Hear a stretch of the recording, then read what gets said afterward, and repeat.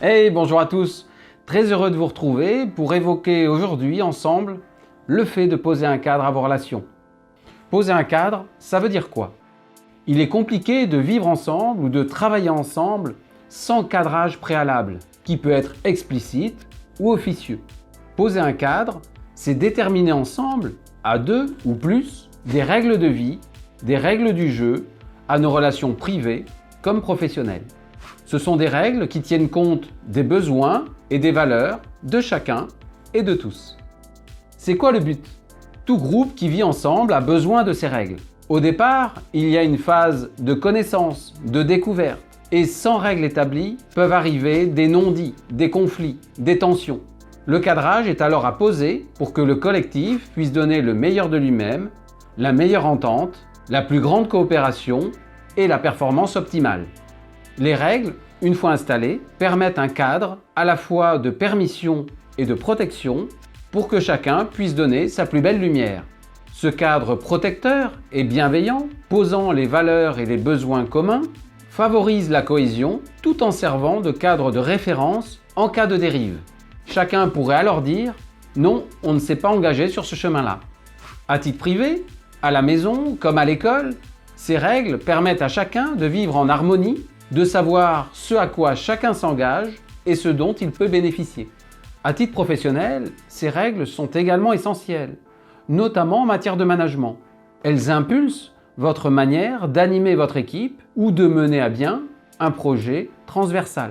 Ces règles signifient « voilà comment on va travailler avec moi, comment nous allons coopérer ensemble ». Le cadrage évite aussi la surprise car la règle a été posée en amont. Cela peut concerner vos feedbacks, ou le pilotage de l'activité. Dans un contexte de travail à distance, ces règles sont également déterminantes. Elles expriment là encore l'idée de comment nous allons travailler ensemble à distance, quelles sont mes attentes et quelles sont les attentes de l'autre en termes de communication, de réactivité, de fréquence de contact. Votre premier petit pas se décline en 3 étapes. D'abord, il y a souvent des règles qui sont posées, mais elles ne sont pas toujours dites ou verbalisées. Je vous invite donc à les communiquer clairement. Cela va sans dire, mais cela va encore mieux en se le disant. Professionnellement, j'entends peu de dirigeants, chefs d'entreprise ou managers me dire qu'ils ont posé très clairement ces règles. La bonne nouvelle est qu'il est toujours temps de les rendre explicites. Vous pourrez ainsi dire « Cela fait 2 ans que l'on travaille ensemble et comme vous le savez, je fais comme ci ou comme ça ». Vous pourrez ajouter d'autres règles et compléter en disant « Désormais, je souhaiterais aussi que nous fassions comme ceci ». Ensuite, ce que je vous suggère, c'est qu'il y a évidemment des règles qui ne sont pas pour vous négociables.